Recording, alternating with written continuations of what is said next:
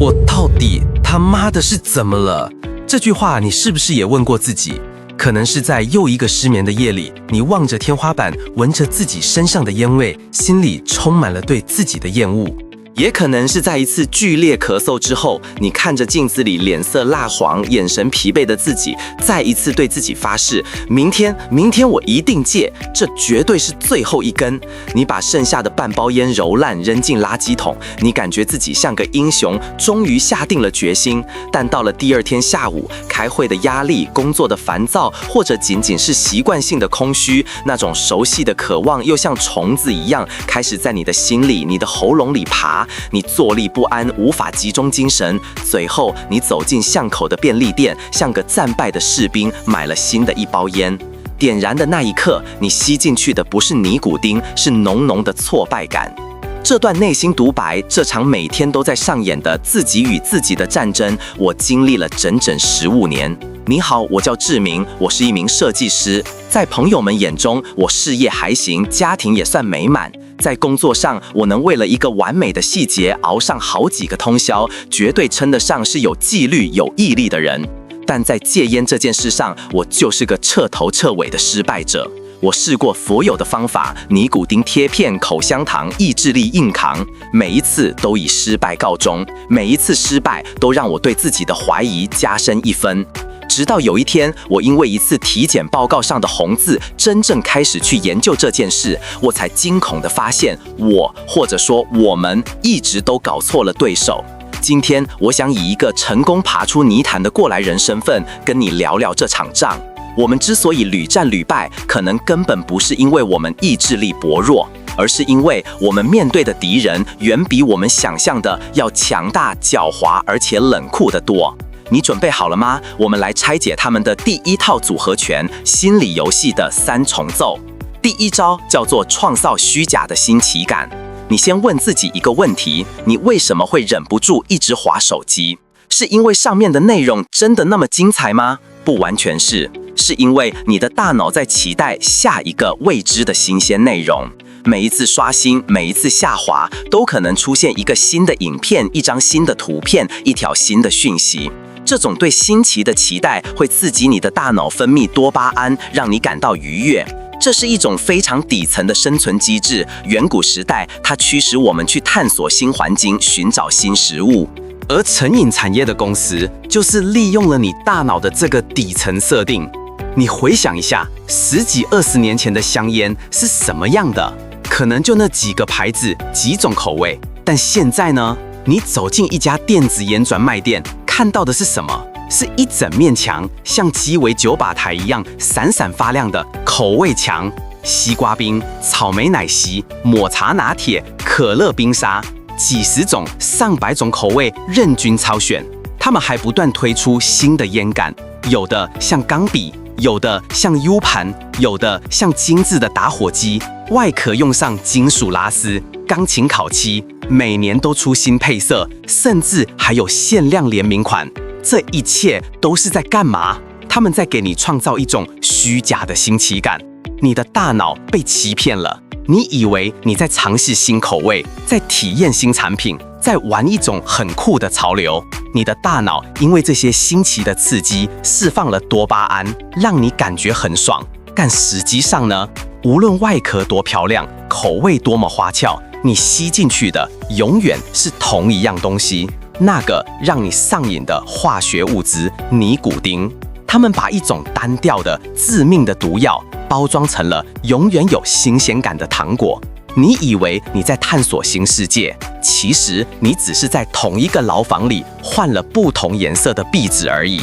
这就是他们让你持续上钩的第一个心理陷阱。你不是在享受新奇，你只是在被自己的大脑出卖。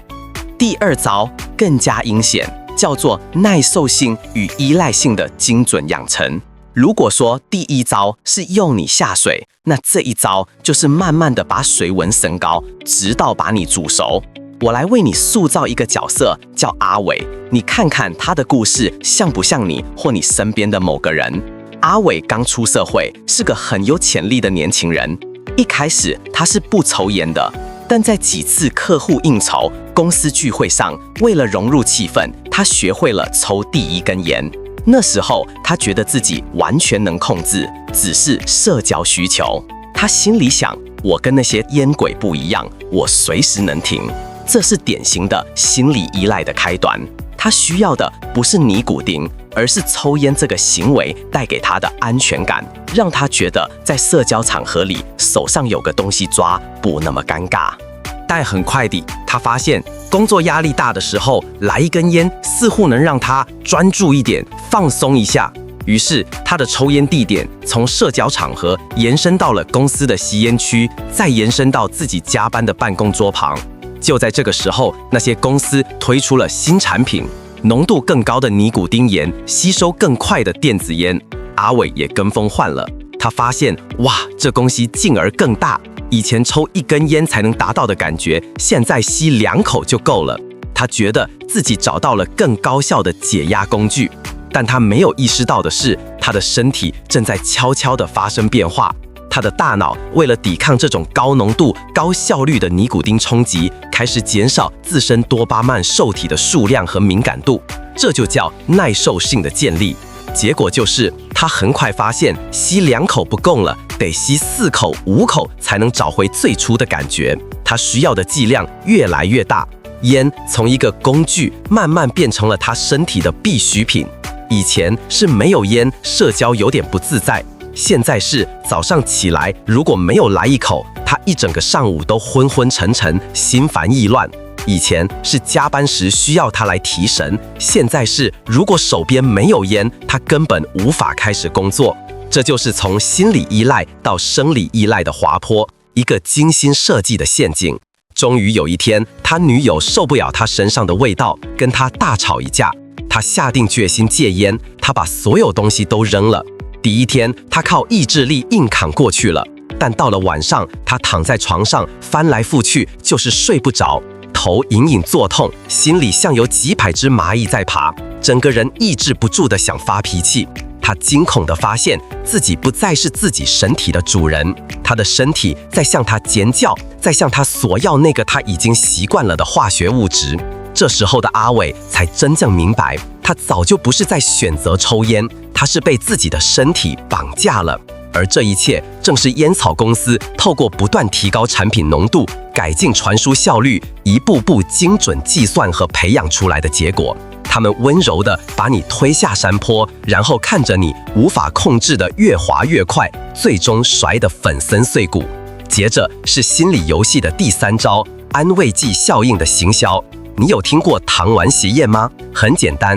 医生给一群病人发一些其实是淀粉做成的、没有任何疗效的糖丸，但告诉他们这是特效药。结果很多病人的症状真的就减轻了。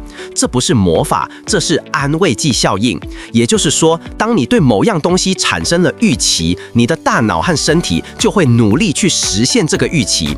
现在你再回头看看所有关于烟、关于尼古丁产品的广告和行销，他们在卖什么？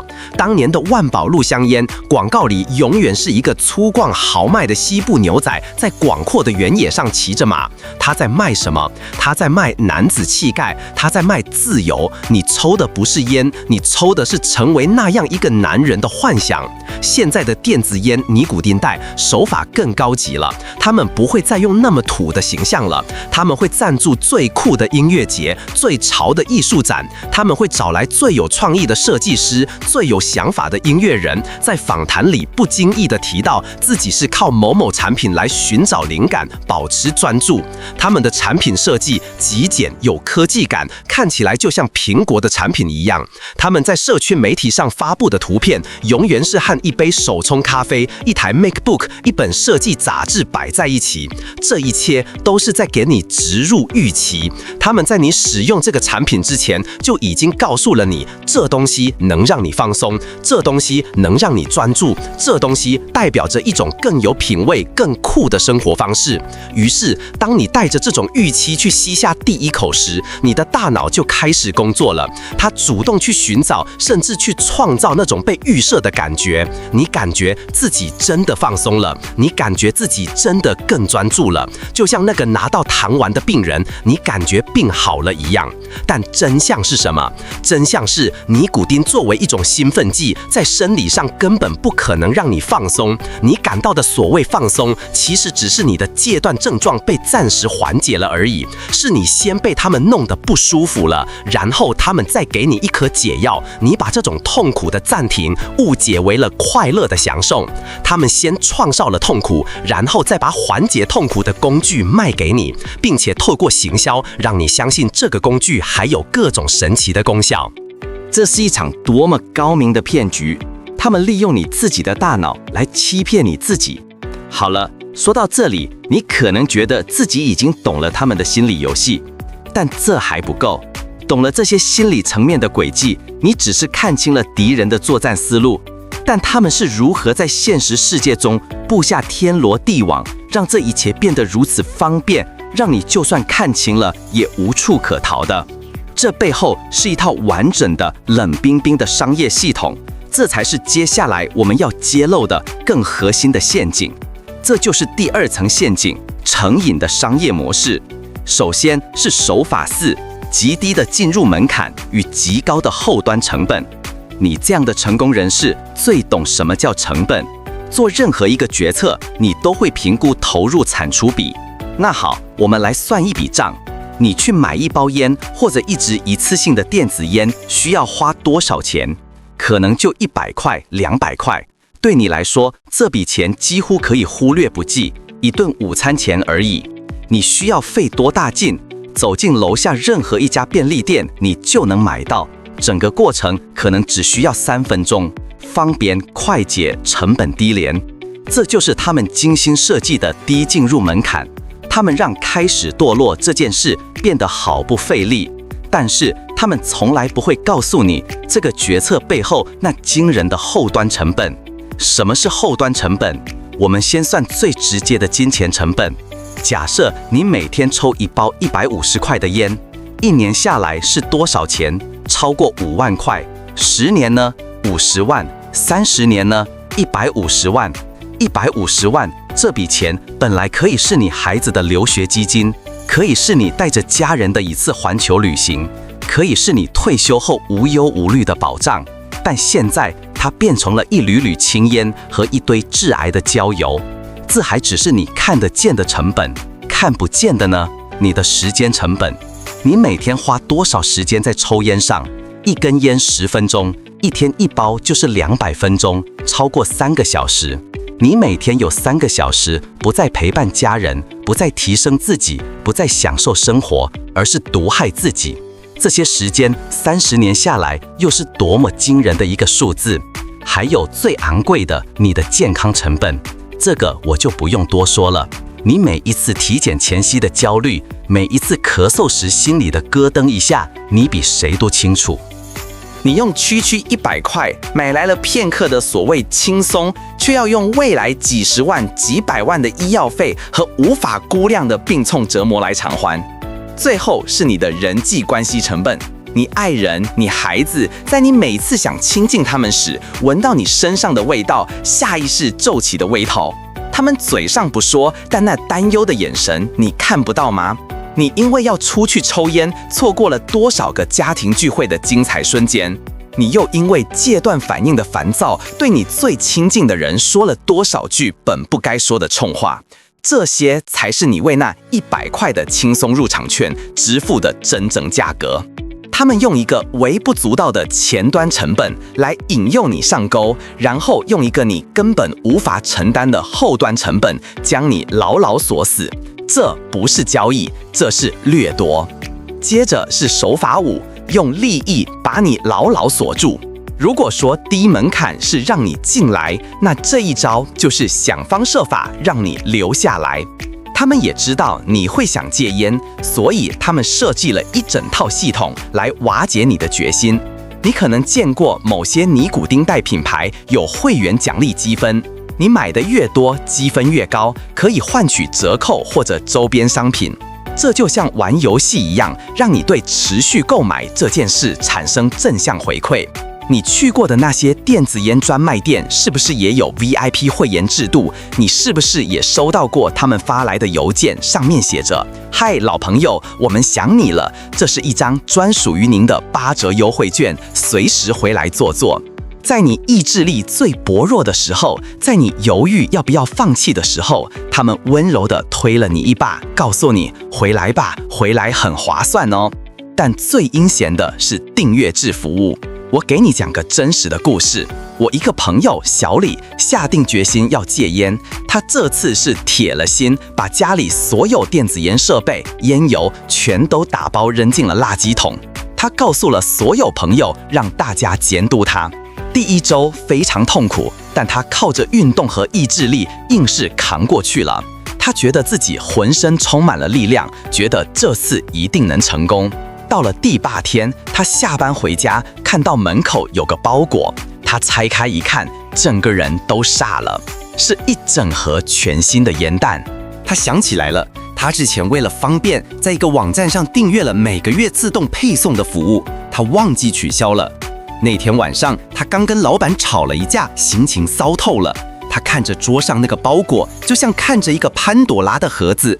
他心里有个声音在说：“就吸一口吧，反正钱都付了，不吸白不吸。”另一个声音在挣扎：“不行，你答应过自己，答应过家人的。”这2个声音在他的脑子里打架，他头痛欲裂。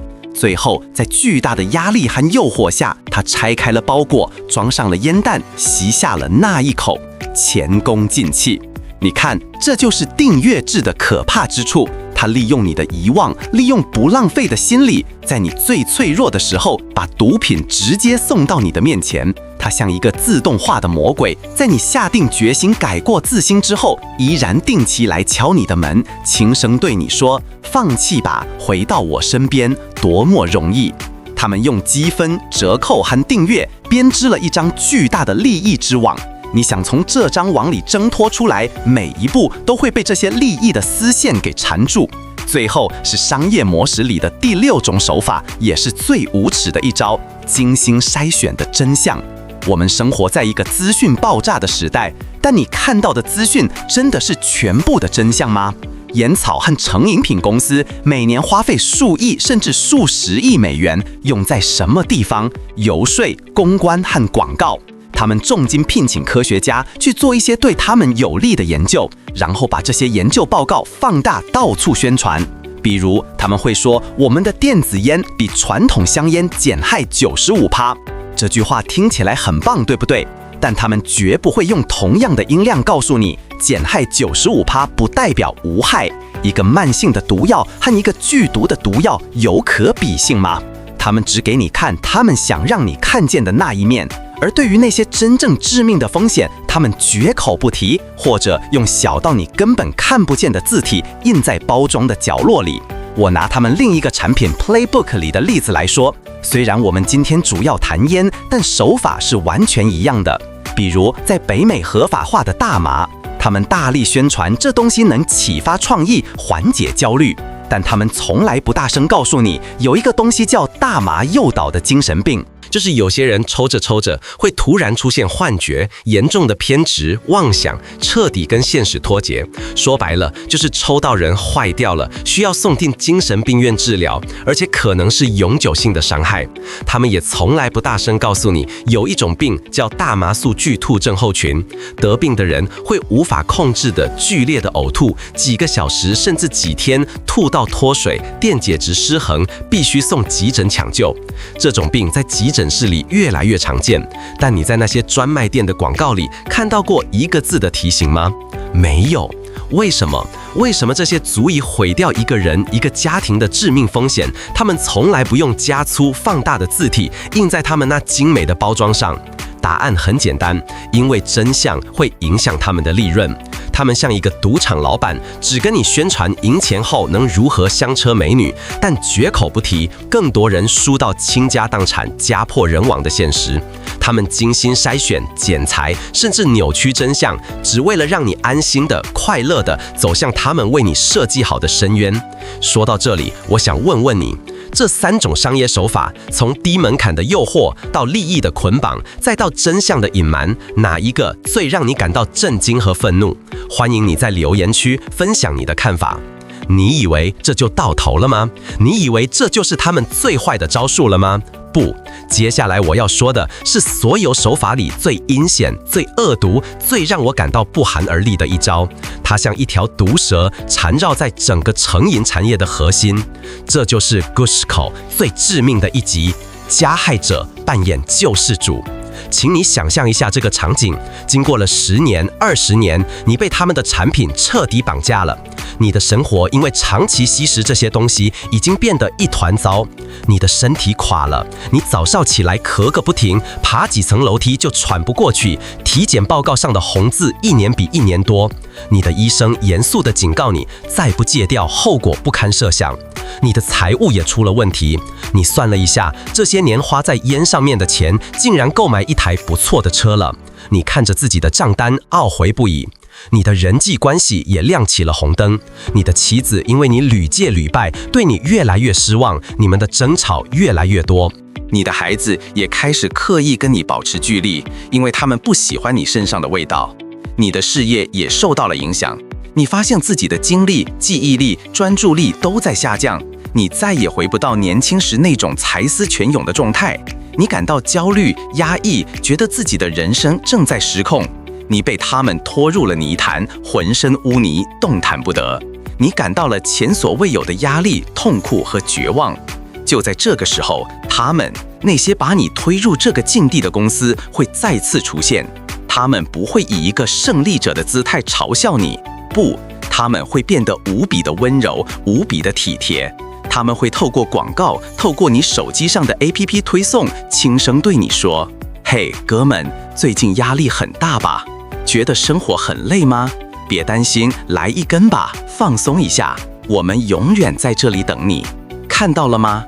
这就是最扭曲、最病态的逻辑。他们亲手制造了你的痛苦，他们毁了你的健康，掏空你的钱包，破坏你的家庭，让你陷入了人生的低谷。然后，当你因为这一切而感到痛苦不堪时，他们又把他们的产品定位成你应对这一切痛苦的唯一解药和温暖慰藉。他们把你推下悬崖，然后在你下坠的过程中，向你兜售他们制造的唯一一根看起来能救命的，但其实有毒的绳索。这是一个完美的自我封闭的恶性循环的闭环。你因为压力而抽烟，抽烟导致你生活更糟，生活更糟导致你压力更大，压力更大导致你抽更多的烟。在这个循环里，你越陷越深，而他们赚得盆满钵满。他们是纵火犯，却把自己打扮成了唯一的消防员；他们是痛苦的根源，却把自己包装成了唯一的解药。这就是这个产业最核心、最黑暗的秘密。他们依赖你的痛苦而活，他们靠你的失败而壮大。你的每一次挣扎，每一次复吸，都是在为他们的财报贡献一个漂亮的数字。看清楚了吗？从利用你大脑弱点的心理游戏，到布下天罗地网的商业陷阱，再到最后这种加害者扮演救世主的扭曲逻辑，这就是我们真正的敌人。它不是一根烟，不是一团雾气，它是一个庞大的、冷酷的、精于计算的商业机器。它的唯一目的就是利润。看到了吗？从利用你大脑弱点的心理游戏，到布下天罗地网的商业陷阱，再到最后这种加害者扮演救世主的扭曲逻辑，这就是我们真正的敌人。它不是一根烟，不是一团雾气，它是一个庞大的、冷酷的、精于计算的商业机器。它的唯一目的就是利润。为了利润，它可以不择手段。所以你必须认清一个核心事实：尼古丁、大麻这些东西，它们没有生命，它们是无机物，它们不在乎你的健康，不关心你的财富，不在乎你的家庭，更不理会你的信仰和梦想。他们唯一在乎的是他们背后那些公司的股价。但是我在乎，这也是我今天花这么长时间跟你分享这一切的原因。因为我曾经就在你现在的位置上，我懂那种孤独和无助，而好消息是，当你像今天这样彻底看清了敌人的所有伎俩、所有牌路之后，你就拿回了最重要的一样东西——主导权。你不再是一个因为意志力薄弱而失败的懦夫，你是一个看清了敌人布局、准备发起反击的战士。你的人生轨迹从这一刻起是会变得更好还是更坏，不再取决于他们那些花俏的陷阱，而是取决于你接下来要做的一个决定：是选择继续在这个精心设计的游戏里被他们当作棋子玩弄，直到耗尽你的一切，还是选择就在今天，就在此刻，对他们竖起中指，告诉他们去你妈的，老子不玩了。这个选择权在你手上。如果你觉得今天的分享对你哪怕有一点点的触动，如果你希望能继续看到我去揭露更多你必须知道的真相，请务必点个关注，按个赞。你的支持是我作为一个过来人，坚持把这条路走下去，去帮助更多兄弟的最大动力。而且你也知道，像这种直指核心的内容，说不定哪天就会因为某些原因而消失。我建议你先下载保存，或者分享给你身边同样在挣扎的朋友。这条不容易的路上，我们一起走。下支影片我会跟你聊聊，看清敌人之后，我们具体该如何一步步部署自己的反攻策略。我是志明，我们下次见。